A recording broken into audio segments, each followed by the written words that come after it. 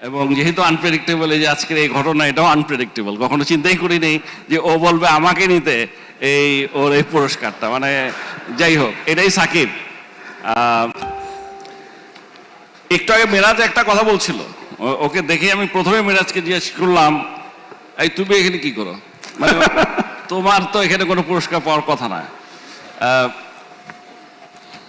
লিটনকেও বলবো ভাবছিলাম, সাথে সাথে তখন মেরাজ আমাকে বললো, না এটা 2022।